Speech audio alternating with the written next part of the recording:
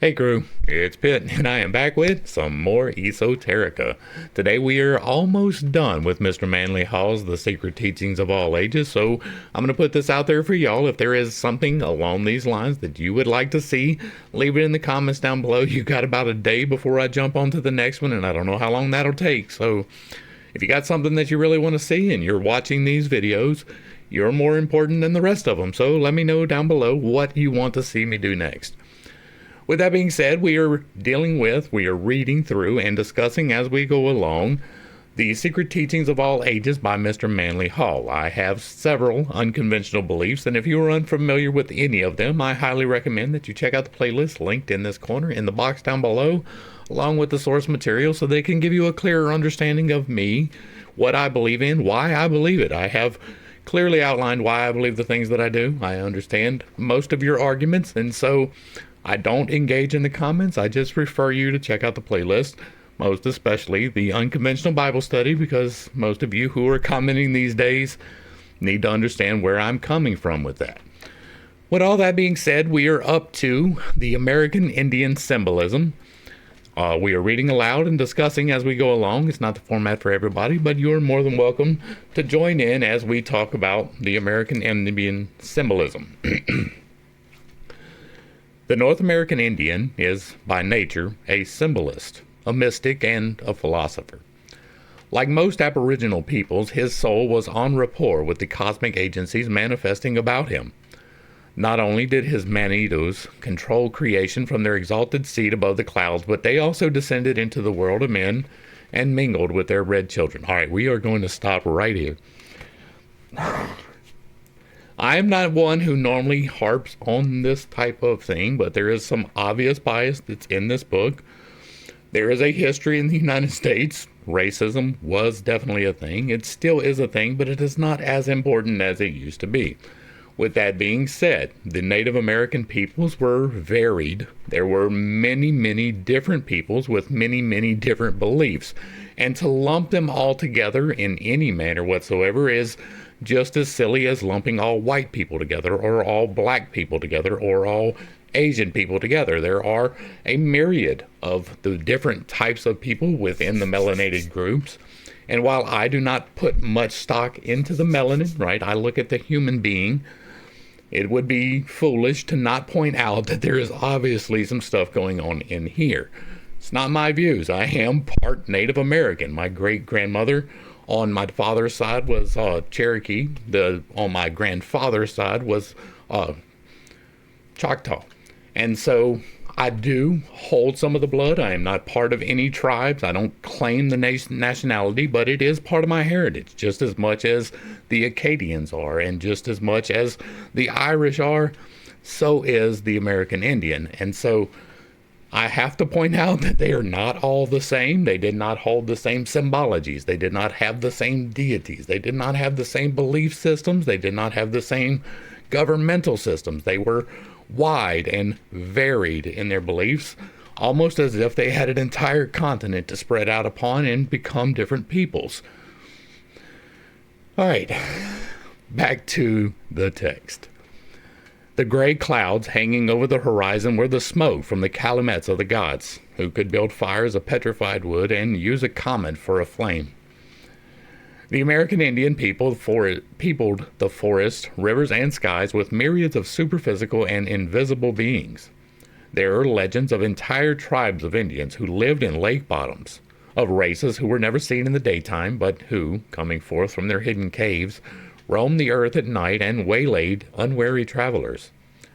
Also of bat Indians with human bodies and bat-like wings, who lived in gloomy forests and inaccessible cliffs, and who slept hanging head downward from great branches and outcroppings of rock.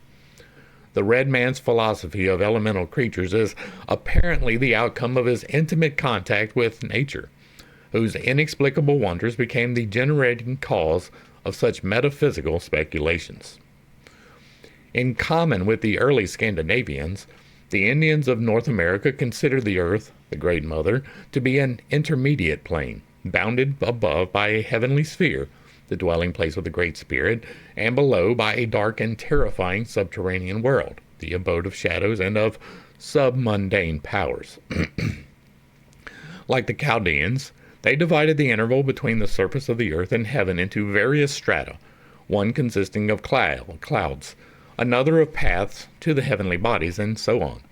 The underworld was similarly divided and, like the Greek system, represented to the initiated the house of the lesser mysteries. Those creatures capable of functioning in two or more elements were considered as messengers between the spirits of these various planes.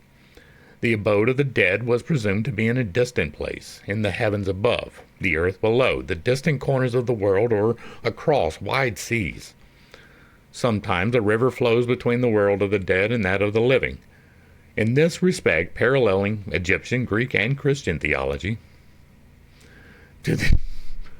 Really, the Great Spirit created his universe in a square frame.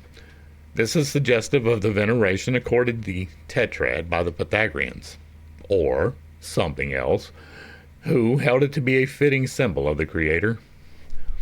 The legendary narratives of the strange adventures of intrepid heroes who, while in the physical body, penetrated the realms of the dead, prove beyond question the presence of mystery cults among the North American red men. Wherever the mysteries were established, they were recognized as the philosophic equivalents of death, for those passing through the rituals experienced all after-death conditions while still in the physical body. At the consummation of the ritual, the initiate actually gained the ability to pass in and out of his physical body at will. That is possible. This is the philosophic foundation for the allegories of adventures in the Indian Shadowland, or World of Ghosts. From coast to coast, writes Hartley Burr Alexander, the sacred calumet is the Indian's altar, and its smoke is the proper offering to heaven. See Mythology of All Places. In the notes on the same work is given the following description of the pipe ceremony. The master of ceremonies, again rising to his feet, filled and lighted the pipe of peace from his own fire. Drawing 3 whiffs, one after the other, he blew the first towards the zenith, the second towards the ground, and the third towards the sun. By the first act he returned thanks to the Great Spirit for the preservation of his life during the past year, and for being permitted to be present at this council. By the second he returned thanks to his mother, the earth, for her various productions which had ministered to his sustenance. And by the third he returned thanks to the sun for his never-failing light, ever shining upon all. It was necessary for the Indian to secure the red stone for his calumet from the pipestone quarry where, in some remote past, the Great Spirit had come, and, after fashioning with his own hands a great pipe, had smoked it towards the 4 corners of creation, and thus instituted the most sacred ceremony. Scores of Indian tribes, some of them traveling thousands of miles, secured the sacred stone from this single quarry, where the mandate of the Great Spirit had decreed that eternal peace should reign. The Indian does not worship the sun. He rather regards this shining orb as an appropriate symbol of the great and good Spirit, who forever radiates life to his red children. In Indian symbolism, the serpent, especially the great serpent, corroborates other evidence pointing to the presence of the mysteries on the North American continent. The flying serpent is the Atlantean token of the initiate. The 7-headed snake represents the 7 great Atlantean islands, the cities of Cibola, no, and also the 7,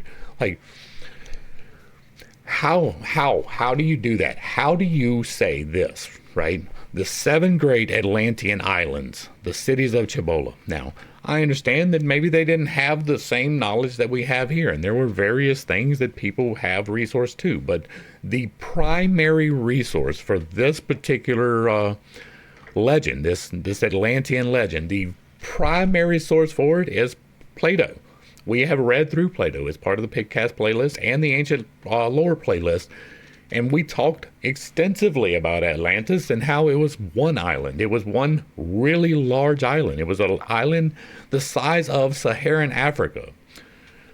It had 10 kingdoms upon it, ruled by 10 people, right? The 10 sons of Atlas were the 10 rulers of the island of Atlantis, of which the country of Atlantis was one. There were 9 other countries on the island of Atlantis.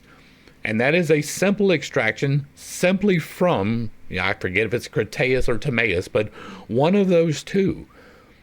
tells us this, like straight out. It was not 7 great Atlantean islands. It tells you straight out that there was one island and it was enormous. It tells you plainly.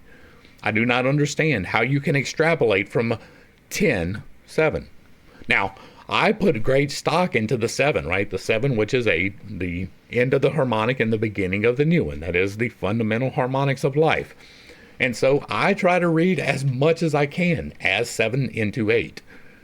You can't do it with this. It's not a thing, right? And then you're saying this, the cities of Cibola, that is a whole nother thing that we haven't even gotten into yet. And it's wild, right? And also the 7 great prehistoric schools of esoteric philosophy. That again that is some self-insertion, right? First off, we do have records that there were cults, right? The various mystery cults, but not that there was exactly 7 great prehistoric schools. That is an extrapolation. That is inserting your own conclusions into the text. Moreover, who can doubt the presence of the secret doctrine in the Americas when he gazes upon the Great Serpent Mound in Adams County, Ohio, where the huge reptile is represented as disgorging the egg of existence? That is, again, your interpretation of it. That does not mean that that was what they intended when they built it. Nobody knows that. Many American Indian tribes are reincarnationist. Some are transmigrationist. They even call their children by the names supposed to have been born by them in a former life. And again, that is not all of them. There is an account of an instance where a parent, by inadvertence, had given his infant the wrong name, whereupon the babe cried incessantly until the mistake had been rectified. The belief in reincarnation is also prevalent among the Eskimos. Aged Eskimos not infrequently kill themselves in order to reincarnate in the family of some newly married loved one. I have no idea if that is true or not, but I find it hard. The American Indians recognize the difference between the ghost and the actual soul of a dead person, a knowledge restricted to the initiates of the mysteries. In common with the Platonists, they also understood the principles of an archetypal sphere, wherein exist the patterns of all forms and manifesting in the earth plane. The theory of group, or elder souls, having supervision over the animal species is also shared by them. The red man's belief in guardian spirits would have warmed the heart of Paracelsus. When they attained the importance of being protectors of entire clans or tribes, these guardians are called totems. Man, in some tribes, impressive ceremonies mark the occasion when the young men are sent out into the forest to fast and pray, and there remain until their guardian spirit manifests to them. Whatever creature appears thereupon becomes their peculiar genius to whom they appeal in time of trouble. There is a whole lot there. I'm not nearly qualified to pick apart all of that. I just have to point out once again that it is not a monolith. There was a wide and varied group, right, that lived here prior to the current occupation that we have. And they all had varying beliefs, and some of them had totems, but I'm not sure that that's exactly how that broke down, right? I'm not an expert on all the cultures of the world. I try to be, but I am definitely not. And I never claim to be, right? The things I know about. The things I don't know about, I try not to touch on too much. But even that, right, that's a little bit wild to me, that this was acceptable. That's wild. All right. Navajo sand painting from an original drawing by Hastine Claw. So we have the 4 directions. We have a representation of something going on here. This can definitely be looked at in a couple of different ways, right? We have the 4 seasons, right? This is probably fall or winter, right? We have leaves on it here, and it looks like buds. It looks like it's new. I don't know though, so I can't say for sure, but these are some interesting symbologies here. This is a very long person. These are interesting. This is Navajo, you said? That's interesting. The Navajo dry or sand paintings are made by sprinkling varicolored ground pigment upon a base of smooth sand. The one here reproduced is encircled by the rainbow goddess and portrays an episode from the Navajo cosmogony myth. According to Hastings Kla, the Navajo sand priest who designed this painting, the Navajos do not believe in idolatry, hence they make no images of their gods, but perpetuate only the mental concept of them. Just as the gods draw pictures upon the moving clouds, so the priests make paintings on the sand, and when the purpose of the drawing has been fulfilled, it is effaced by a sweep of the hand. According to this informant, the Zuni, Hopi, and Navajo nations had a common genesis. They all came out of the earth and then separated into three nations. I'm fairly positive that that is not the Hopi interpretation of that. The Navajos first emerged about 3,000 years ago at a point now called La Platte Mountain in Colorado. The four mountains sacred to the Navajos are La Platte Mountain, Mount Taylor, Navajo Mountain, and San Francisco Mountain. While these three nations were under the earth, four mountain ranges were below them. The eastern mountains were white, the southern blue, the western yellow, and the northern black. The rise and fall of these mountains caused the alternation of day and night. When the white mountains rose, it was day under the earth, and when the yellow ones rose, twilight. The black mountains brought night, and the blue dawn. 7 major deities were recognized by the Navajos, but Hastings Kla was unable to say whether the Indians related those deities to the planet. That was an attempted self-assertion. Bakochitty, one of the 7 major gods, was white in color with light reddish hair and gray eyes. His father was the sun ray, and his mother the daylight. He ascended to heaven, and in some respects his life parallels that of Christ, because of course. To avenge the kidnapping of his child, Kahothsode, a fish god, caused a great flood to arise. And to escape destruction, these Zunis, Hopis, and Navajos ascended to the surface of the earth. Okay, now that is in direct contradiction to the Hopis, right? What did the Hopis believe that we are in the third age, I believe, and that they have been saved by the Kachinas through every one of the resets. And they believe that they were led prior to the flood into the surface of the earth and kept safe from the flood underneath there. And it wasn't until after the flood that they were led out by the Kachina into the new land and shown how to perpetuate their life there. They were given a very specific haircut. They were given very specific ways of dress and to watch their crops in order that they might flourish. I have spent a good deal of time with the Hopi, so at least that one I can say. Now, I am not a full expert by any means, but I am fairly positive that this is the opposite of what happened. The sand painting here reproduced is part of the medicine series prepared for the healing of disease. In the healing ceremony, the patient is placed upon the drawing, which was made in a consecrated hogan, all outsiders excluded. The sacred swastika in the center of the drawing is perhaps the most nearly universal of religious emblems, and represents the 4 corners of the world. The 2 hunchback gods at the right and left assume their appearance by reason of the great clouds borne upon their backs. In Navajo religious art, male divinities are always shown with circular heads and female divinities with square heads. Okay. The outstanding hero of North American Indian folklore is Hiawatha, a name which, according to Lewis Spence, signifies he who seeks the wampum belt. Hiawatha enjoys the distinction of anticipating by several centuries the late Woodrow Wilson's cherished dream of a League of Nations. Following in the footsteps of Schoolcraft, Longfellow confused the historical Hiawatha of the Iroquois with Manabahazo, a mythological creature of the Algonquins and Ojibwas. Hiawatha, a chief of the Iroquois, after many reverses and disappointments, succeeded in uniting the 5 great nations of the Iroquois into the League of 5 Nations. The original purpose of the League, to abolish war by substituting councils of arbitration, was not wholly successful, but the power of the silver chain conferred upon the Iroquois a solidarity attained by no other confederacy of North American Indians.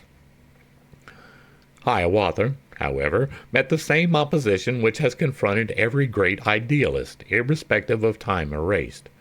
The shamans turned their magic against him and, according to one legend, created an evil bird which, swooping down from heaven, tore his only daughter to pieces before his eyes. When Hiawatha, after accomplishing his mission, had sailed away in his self-propelled canoe along the path of the sunset, his people realized the true greatness of their benefactor and elevated him to the dignity of a demigod. In Longfellow's Song of Hiawatha, the poet has cast the great Indian statesman in a charming setting of magic and enchantment. Yet through the maze of symbol and allegory is ever faintly visible the figure of Hiawatha, the initiate, the very personification of the red man and his philosophy. The Popol Vuh. No other sacred book sets forth so completely as the Popol Vuh the initiatory rituals of the great school of mystical philosophy. This volume alone is sufficient to establish incontestably the philosophical excellence of the red race. Man, the red children of the sun, writes James Morgan Price, do not worship the one God. For them, that one God is absolutely impersonal, and all of the forces emanated from that one God are personal. This is the exact reverse of the popular Western conception of a personal God and impersonal working forces in nature. Decide for yourself which of these beliefs is the more philosophical. These children of the sun adore the plumed serpent, who is the messenger of the sun. He was the god Quetzalcoatl in Mexico, Gucumatz in Quiche, and in Peru he was called Amaru. From the latter name comes our word America. Amaroca is literally translated land of the plumed serpent. The priests of this god of peace, from their chief center in the Cordilleras, once ruled both Americas. All the red men who have remained true to the ancient religion are still under their sway. One of their strong centers was in Guatemala, and of their order was the author of the book called Popol Vuh. In the Quiche tongue, Gucumatz is the exact equivalent of Quetzalcoatl in the Nahuatl language. Quetzal, the bird of paradise; Coatl, serpent, the serpent veiled in plumes of the paradise bird. The Popol Vuh was discovered by Father Ximenes of the 17th century.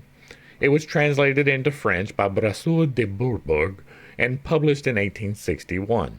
The only complete English translation is that by Kenneth Sylvan Guthrie, which ran through the early files of the Word magazine and which is used as the basis of this article. A portion of the Popol Vuh was translated into English with extremely valuable commentaries by James Morgan Price, but unfortunately his translation was never completed. The second book of Popol Vuh is largely devoted to the initiatory rituals of the Quiche Nation.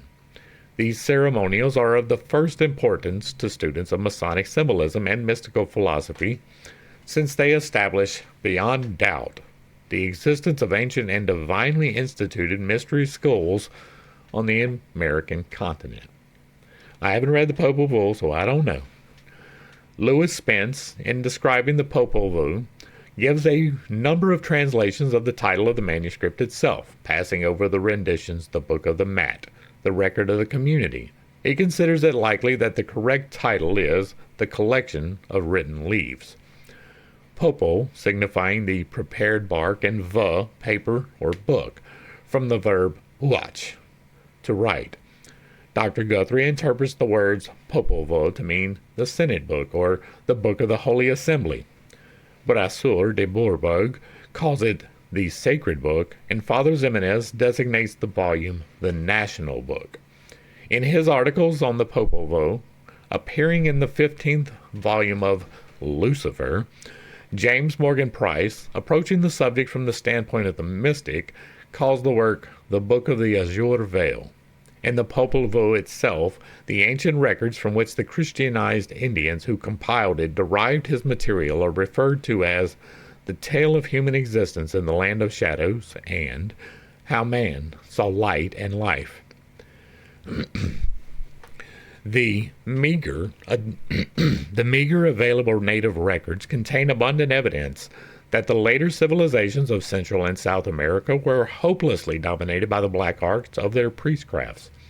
In the convexities of their magnetized mirrors, and Indian sorcerers captured the intelligences of elemental beings, and gazing into the depths of these abominable devices, eventually made the scepter subservient to the wand. Robed in garments of sable hue, the neophytes in their search for truth were led by their sinister guides through the confused passageways of necromancy. By the left-hand path, they descended into the somber depths of the infernal world. You don't know what the left-hand path is. Where they learned to endow stones with the power of speech and to subtly ensnare the minds of men with their chants and fetishes.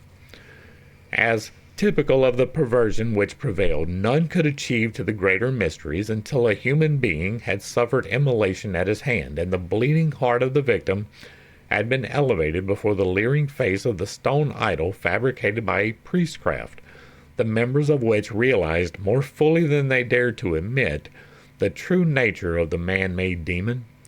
The sanguinary and indescribable rites practiced by many of the Central American Indians may represent remnants of the later Atlantean perversion of the ancient sun mysteries, self-insertion. According to the secret tradition, it was during the later Atlantean epoch that black magic and sorcery dominated the esoteric schools, resulting in the bloody sacrificial rites and gruesome idolatry, which ultimately overthrew the Atlantean Empire and even penetrated the Aryan religious world. The mysteries of Zabalba. The princes of Zabalba, so the Popol Vuh recounts, sent their 4 owl messengers to Hunhun Apu and Vukub Hunhun Apu, ordering them to come at once to the place of initiation in the fastness of the Guatemalan mountains. Failing in the test imposed by the princes of Zabalba, the 2 brothers, according to the ancient custom, paid with their lives for their shortcomings. Hunhun Apu and Vukub Hunhun Apu were buried together, but the head of Hunhun Apu was placed among the branches of the sacred calabash tree, which grew in the middle of the road leading to the awful mysteries of Zabalba. Immediately the calabash tree covered itself with fruit, and the head of Hunhun Apu showed itself no more, for it reunited itself with the other fruits of the calabash tree. Now, Zikakik was the virgin daughter of Prince Chukamanakik. From her father she learned of the marvelous calabash tree, and desiring to possess some of its fruit, she journeyed alone to the somber place where it grew. When Zikakik put forth her hand to pick the fruit of the tree, some saliva from the mouth of Hunhun Apu fell into it, and the head spoke to Zikakik, saying, "This saliva and froth is my posterity which I have just given you. Now my head will cease to speak, for it is only the head of a corpse which has no more flesh." Following the admonitions of Hunhun Apu, the young girl returned to her home. Her father, Kukumanakik, later discovered that she was about to become a mother, questioned her concerning the father of her child. Exkiki replied that the child was begotten while she was gazing upon the head of Hunhun Apu in the calabash tree, and that she had known no man. Chuchumaakik, refusing to believe her story, at the instigation of the princes of Zabalba, demanded her heart in an urn. Led away by her executioners, Exkiki pleaded with them to save her life, which they agreed to do, substituting for her heart the fruit of a certain tree, rubber, whose sap was red and the consistency of blood. When the princes of Zabalba placed the supposed heart upon the coals of the altar to be consumed, they were all amazed by the perfume which rose therefrom, for they did not know they were burning the fruit of a fragrant plant. Zikikig gave birth to twin sons, who were named Hunapu and Zabalanku. and whose lives were dedicated to avenging the deaths of Hunhunapu and Vukup-Hunhunapu. The years passed, and the two boys grew up to manhood and were great, and great were their deeds. Especially did they excel in a certain game called tennis, but somewhat resembling hockey. Hearing the prowess of the youth, the princes of Zabalba asked, "Who then are those who now begin again to play over our heads, and who do not scruple to shake the earth? Are not Hunhunapu and Vakub-Hunhunapu dead, who wished to exalt themselves before our face?" So the princes of Zabalba sent for the two youths, Hunahupu and Zabalanki, that they might destroy them also in the 7 days of the mysteries. Before departing, the two brothers bade farewell to their grandmother, each planting in the midst of the house a cane plant, saying that as long as the cane lived, she would know that they were alive. "O our grandmother, O our mother, do not weep. Behold the sign of our word, which remains with you." Hunahapu and Zabalanku then departed, each with his sabarkan blowpipe, and for many days they journeyed along the perilous trail, descending through tortuous ravines and along precipitous cliffs, past strange birds and boiling springs, towards the sanctuary of Zabalba. All right, this is a fragment of Indian pottery courtesy of Alice Palmer Henderson. I bet they say that that's a compass. I bet they do. This curious fragment was found 4 feet under the ground beneath a trash pile of broken early Indian pottery, not far from the Casa Grande ruins in Arizona. It is significant because of its striking to the Masonic compass and square. I knew it. Indian baskets, pottery, and blankets frequently bear ornamental designs of especial Masonic and philosophic interest. The actual ordeals of the Zabalbian mysteries were 7 in number. As a preliminary, the two adventurers crossed a river of mud and then a stream of blood, accomplishing these difficult feats by using their sabarkans as bridges. Continuing on their way, they reached a point where 4 roads converged: a black road, a white road, a red road, and a green road. Now, Hunahapu and Zambalanke knew that their first test would consist of being able to discriminate between the princes of Zabalba and the wooden effigies robed to resemble them. Also, that they must call each of the princes by his correct name without having been given the information. To secure this information, Hunahapu pulled a hair from his leg, which hair then became a strange insect called Zan. Buzzing along the black road, the Zan entered the council chamber of the princes of Zabalba and stung the leg of the figure nearest the door, which it discovered to be a mannequin. By the same artifice, the second figure was proved to be of wood, but upon stinging the third, there was an immediate response. By stinging each of the 12 assembled princes in turn, the insects thus discovered each one's name, for the princes called each other by name in discussing the cause of the mysterious bites. Having secured the desired information in this novel manner, the insect flew back to Hunahapu and Zabalanke, who, thus fortified, fearlessly approached the threshold of Zabalba and presented themselves to the 12 assembled princes. When told to adore the king, Hunahapu and Zabalanke laughed, for they knew that the figure pointed out to them was the lifeless mannequin. The young adventurers thereupon addressed the 12 princes by name thus: "Hail, Honakame! Hail, Vakubkame! Hail, Zikuriapat! Hail, Kuchamanakik! Hail, Alapu! Hail, Alakana! Hail, Chamiabak! Hail, Kamiaholona! Hail, Kisikik! Hail, Patan! Hail, Kiiriki! Hail, Kirizikakak!" When invited, the Zabalbians to seat, I know I kill those names, but I'm sorry, it's not something I can do. When invited by the Zabalbians to seat themselves upon a great stone bench, Hunahapu and Zabalanke declined to do so, declaring that they well knew the stone to be heated, so that they would be burned to death if they sat upon it. The princes of Zabalba then ordered Hunahapu and Zabalanke to rest for the night in the House of Shadows. This completed the first degree of the Zabalbian mysteries. The second trial was given in the House of Shadows, where to each of the candidates was brought a pine torch and a cigar, with the injunction that both must be kept alight throughout the entire night, and yet each must be returned the next morning unconsumed. Knowing that death was the alternative to failure in the test, the young men burnt arras feathers in the place of the pine splinters, which they closely resemble, and also put fireflies on the tips of the cigars. Seeing the lights, those who watched felt certain that Hunahapu and Zabalanque had fallen into the trap. But when morning came, the torches and cigars were returned to the guards unconsumed and still burning. In amazement and awe, the princes of Zabalba gazed upon the unconsumed splinters and cigars, for never before had these been returned intact. The third ordeal took place presumably in a cavern called the House of Spears. Here, hour after hour, the youths were forced to defend themselves against the strongest and most skillful warriors armed with spears. Hunahapu and Zambalanque pacified the spearmen, who thereupon ceased attacking them.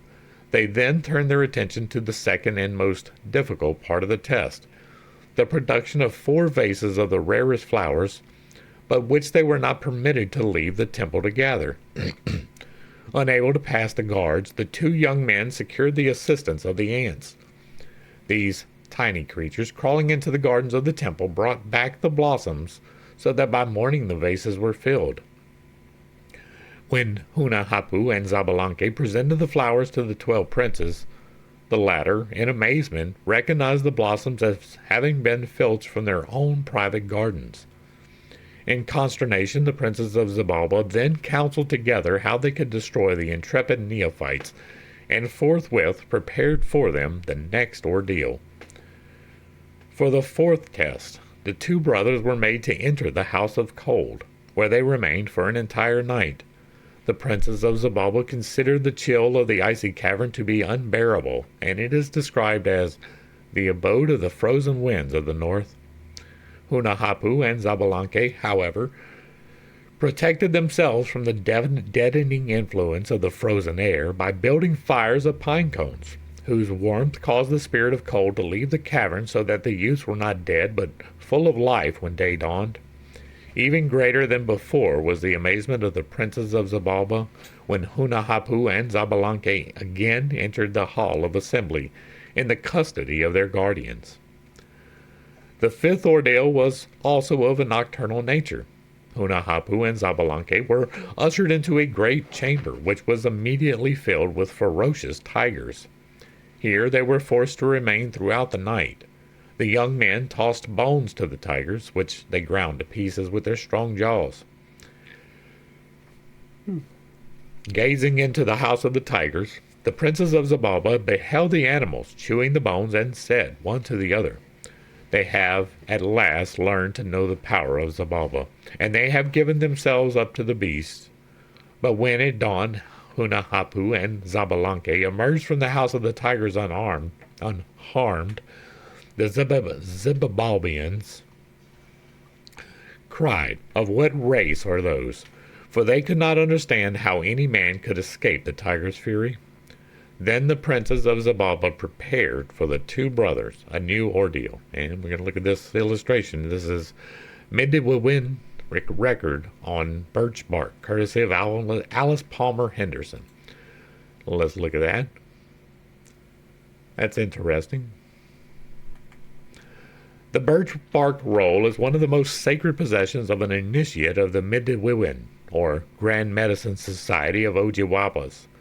Concerning these rolls, Colonel Carrick Mallory writes, "To persons acquainted with secret societies, a good comparison for the Midwewin charts would be what is called a trestle board of a Masonic order, which is printed and published and publicly exposed without exhibiting any secrets of the order. Yet it is not only significant, but useful to the esoteric and assistance to their memory as to the details of a ceremony. A most complete and trustworthy account of the Midwewin is that given by W. J. Hoffman in the 7th Annual Report on the Bureau of Ethnology. He writes, "The Midwewin Society of the Midi, or shaman, consists of an infinite number of Midi in both sexes. The society is graded into 4 separate and distinct degrees, although there is a general impression prevailing even among certain members that any degree beyond the first is practically a mere repetition. The greater power attained by one making advancement depends upon the fact of his having submitted to being shot at with the medicine sacks in the hands of the officiating priest. It has always been customary for the Meday priest to preserve birch bark records, bearing delicate incised lines to represent pictorially the ground plan of the number of degrees to which the owner is entitled. Such records or charts are sacred and are never exposed to public view. The 2 rectangular diagrams represent 2 degrees of the Meday Lodge, and the straight line through the center, the spiritual path or straight and narrow way, running through the degrees. The lines running tangent to the central path signify temptations, and the faces at the termini of the lines are manidos, or powerful spirits. Writing of the Mediwiwin schoolcraft, the great authority on the American Indian says, "In the society of the Mediwiwin, the object is to teach the higher doctrines of spiritual existence, its nature and mode of existence, and the influence it exercises among men. It is an association of men who profess the highest knowledge known to the tribes." According to legend, Manabahozo, the great rabbin, who was also a servant of Dese Mahnido, the good spirit, gazing down upon the progenitors of the Ojibwas, and perceiving them to be without spiritual knowledge, instructed an otter in the mysteries of Mediwiwin. Manabahozo built a Mediwiwin and initiated the otter, shooting the sacred Migis, a small shell, the sacred symbol of the Medi, into the body of the otter. He then conferred immortality upon the animal and entrusted to it the secrets of the Grand Medicine Society. The ceremony of initiation is preceded by sweat baths and consists chiefly of overcoming the influences of the evil Manidos. The initiate is also instructed in the art of healing, and, judging from Plate 3 of Mr. Hoffman's article, a knowledge of directionalizing the forces moving through the vital centers of the human body.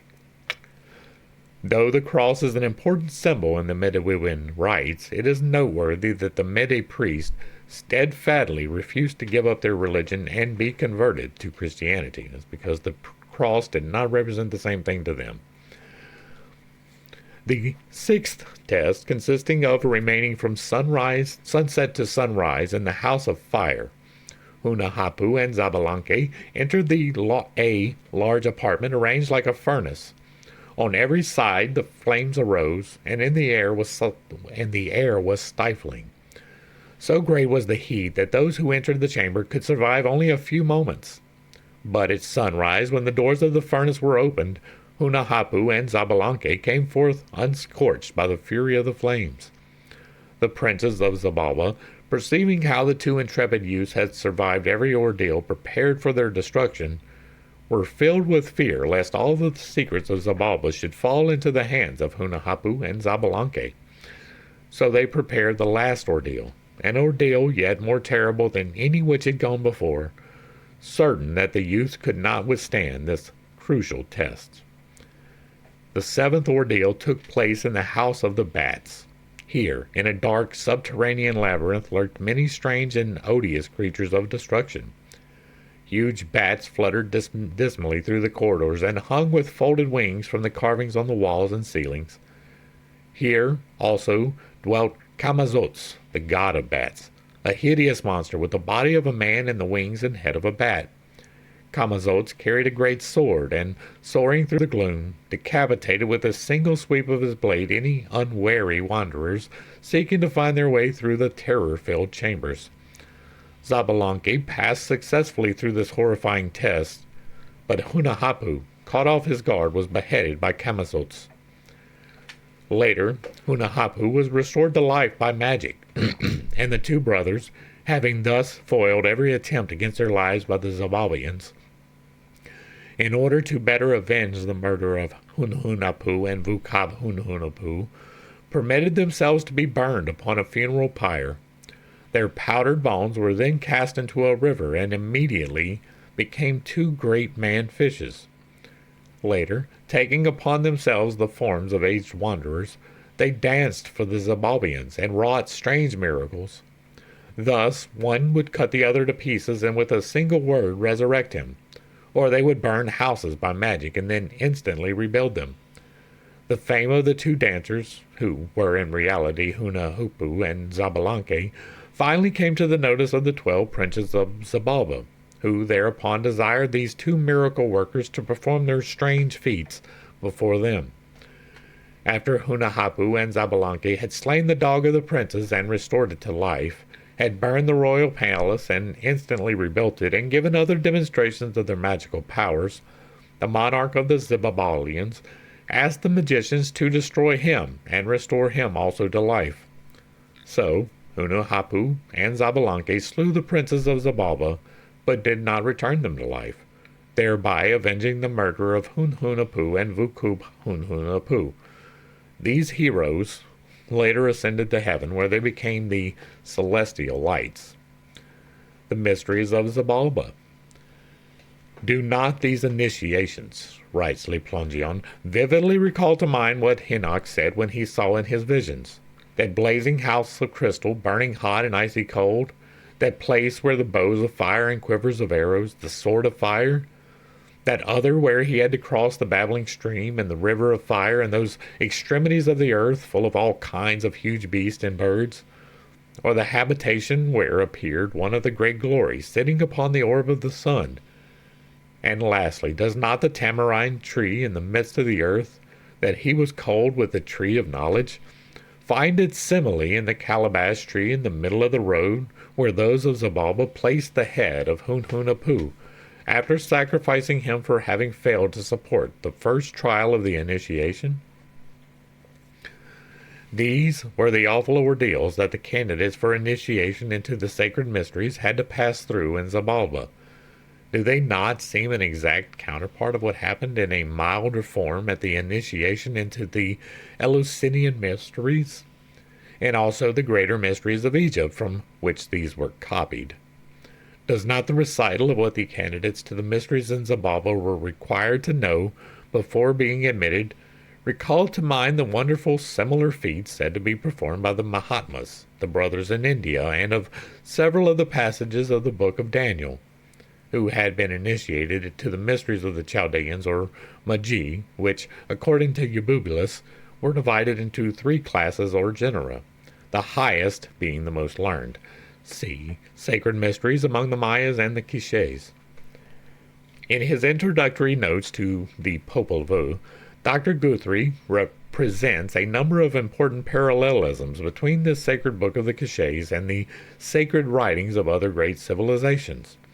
In the test through which Hunahupu and Zabalanque are forced to pass, he finds the following analogy with the signs of the zodiac, as employed in the mysteries of the Egyptians, Chaldeans, and the Greeks. Aries, crossing the river of mud. Taurus, crossing the river of blood.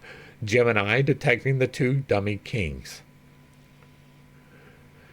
Cancer, the house of darkness. Leo, the house of spears. Virgo, the house of coal, the usual trip to hell. Libra, the house of tigers, feline poise. Scorpio, the house of fire. Sagittarius, the house of bats, where the god Camazotz decapitates one of the heroes. Capricorn, the burning of the scaffold, the dual phoenix. Aquarius, their ashes being scattered into a river. Pisces, their ashes turning into man-fishes and later back into human form. That is so much self-insertion. There would seem more appropriate to assign the river of blood to Aries and that of mud to Taurus, and it is not at all improbable that in the ancient form of the legend the order of the rivers was reversed, because of course it has to fit your self-insertion. Dr. Guthrie's most astonishing conclusion is his effort to identify Zabalba with the ancient continent of Atlantis. He sees in the 12 princes of Zabalba the rulers of the Atlantean Empire. No, there were 10. And in the destruction of these princes by the magic of Hunahupu and Zabalanque, an allegorical depiction of the tragic end of Atlantis. Again, no. To the initiated, however, it is evident that Atlantis is simply a symbolic figure in which is set forth the mystery of origins.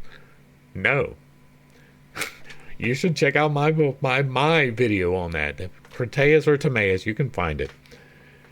The YouTube has made it exceedingly hard to link things these days, so like they just changed that this week. I'm extremely annoyed. Concerned primarily with the problems of the mystical anatomy, Mr. Price relates the various symbols described in the Popol Vuh to the occult centers of the consciousness in the human body.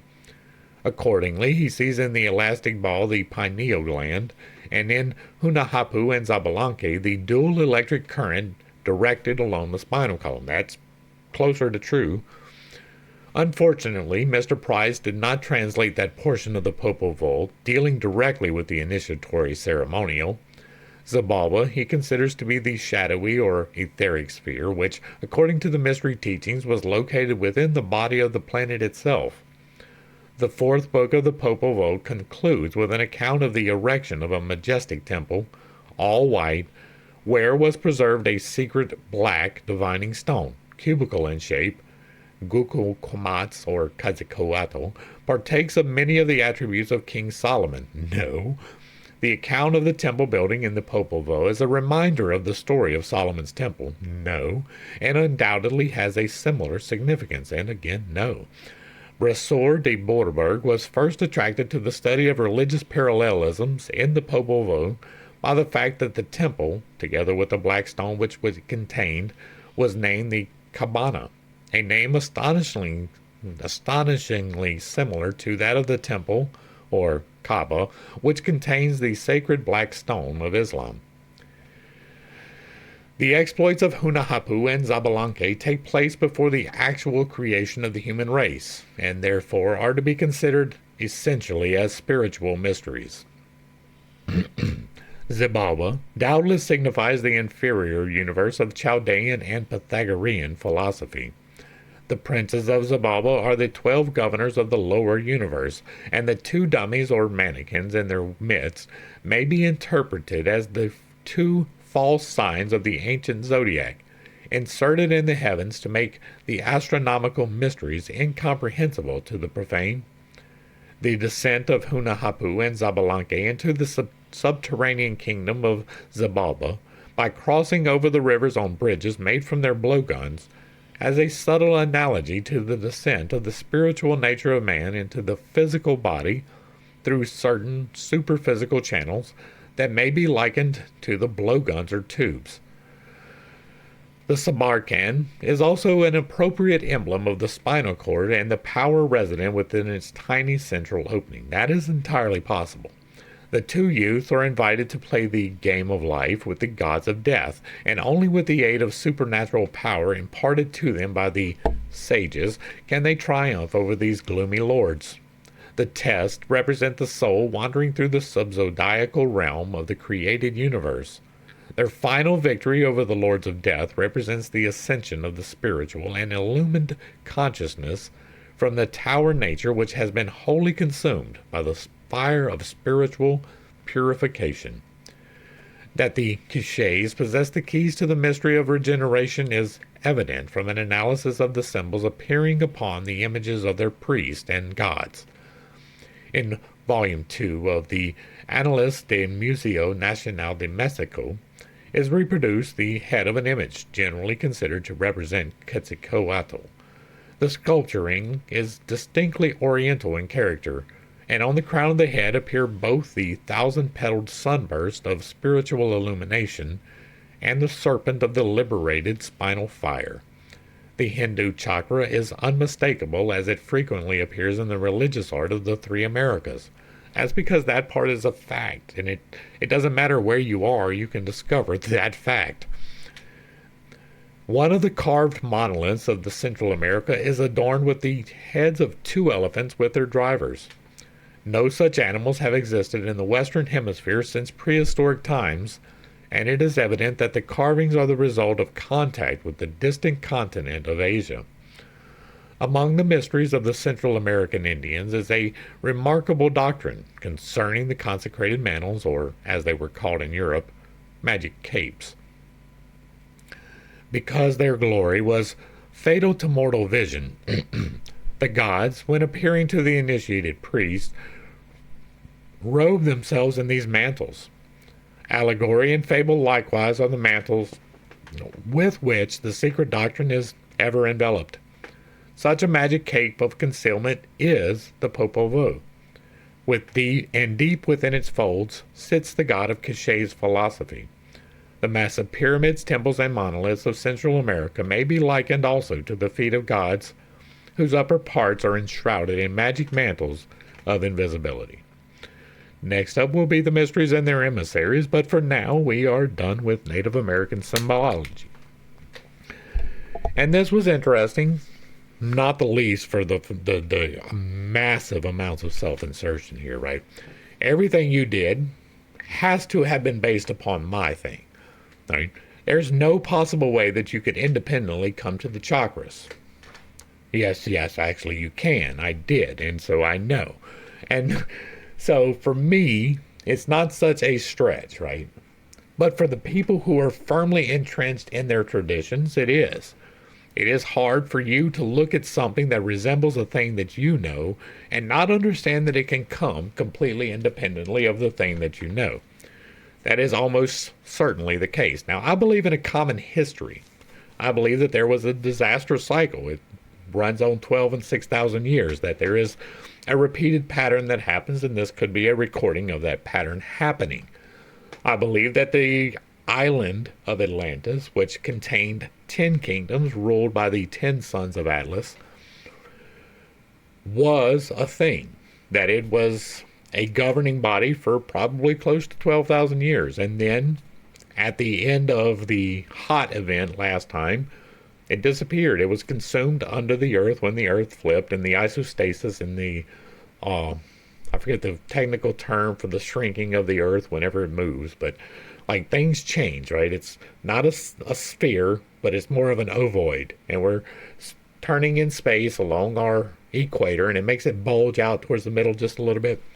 Well, when it flips 90 degrees, that bulge is going to change. It will no longer run our current equator, but it will change to the new one, which is aligned like the prime meridian. Probably not on the prime meridian, although that is an actual possibility. But aligned in that manner, but it'll be going horizontally.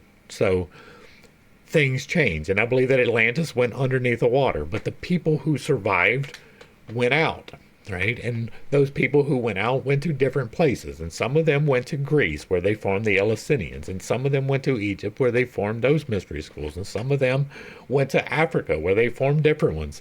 And some of them went to North and South America, and they did the same thing. I believe that we all came from that one source. No matter what your particular melanin flavor might be, I believe that we all came from the same source. And I am fully aware that I could be wrong, and I fully admit that I could be wrong. And if I am wrong, I don't think it makes all that big of a difference in the grand scheme of things. I do believe that the current narrative being spun by the Christians and the Judaism and Islam all are incorrect, that none of them are actually true, and that they are all, at the least, horribly misguided. I believe that this is in many ways closer to true, but not necessarily the truth, right? Nobody really recorded the truth. If they did, we don't know it. We'll never know that. But I do believe that there is something both that has happened and that is coming that gives us a common history. And it will, once again, give us a common history on the other side of the one that is coming. And so the important part of this is that the common themes here are 7, which leads into the 8, which is the new, the one God, the 7, and then the implication of 3 a couple of times. That's me self-inserting, right? I look for the 7, which is 8, all the time. I look for the Trinity all the time, and I look for the 1 all the time. So I am inserting my own doctrine into the things that I'm talking about. But it is a repeating pattern throughout everywheres, right? You see these 7 chakras and the 8th one that surrounds you all of the time. Most of the time, they are misinterpreted. what happened here in this particular chapter is wild, right? This could never happen today. The way that the spin on this is could never happen today. But it was interesting to note yesterday when we did the history of Islam, how much they lean into, how much Manly Hall leans into that. We have not really seen, and I didn't discuss it yesterday, and I meant to, we never really seen him lean into Christianity that way. We didn't see him lean into Judaism that way, but he definitely leaned into Islam, which leads me to believe that he was more than likely aligned with Islam, and that's whatever, do your thing. There are reasons both to and to not to in all of the religions, so you can find your path where you need to be because God will find you where you are. There are truths contained in this, just as there were truths contained in Islam, and there are truths contained in Judaism, but that does not mean that any of them in and of themselves are the truth. Now, whether there is a whole and complete Popol Vuh is an interesting thing, right? I would like to see a full English translation of that because that's the only thing I would be able to do anything with. The French, I could probably pick out pieces, but not much. And any other language, I'm just going to be completely lost other than that kind of looks like German and that kind of looks like, I can do that, but for the most part, I can't read them. This was interesting, though. It was an interesting take, at least. But some of the stuff involved in this, it's interesting, right? The magic capes, that's interesting. The crossing the rivers with their blowguns, that is definitely a thing. And then mud and blood, that can be definitely allegorical, and they crossed it with their blow darts, which can definitely represent the spinal column. And the mud and the blood can be the earthly and the spirit, right? That can be moving forth in that manner. So this was interesting, but I don't want to read too much into it, so I'm going to go ahead and wrap this one up. I didn't have a whole lot of knowledge here, right? I have some knowledge, like I know that there's a lot of tribes, and they did not all believe the same thing. That there was various different applications of those different faiths, and so to narrow them all down into a single one is a little bit wild. It's like trying to put all of the Protestants into the same box. It doesn't really work. There are too many differences that you cannot even call them really the same religions. Hopefully I brought a little bit of enlightenment and not too much confusion to a series of somewhat difficult topics. Again, I didn't have a whole lot of expertise to expound upon. I pointed out the things that I felt like I had enough knowledge to talk about, and I try not to talk about the things that I do not. So, if you like what I'm doing over here, let me know down below. Give me a like, share, and a sub. Throw me a comment. Let me know if you agree or disagree. If it remains respectful, it gets to remain up. And if you have something that you would like to see, let me know. If you really like what I'm doing over here, hit me with that super thanks because I am not a communist.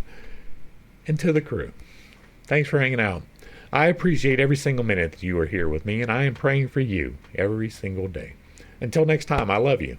God loves you. You are perfect, whole, and complete just the way that you are. And this has been Pitt's Take. Peace.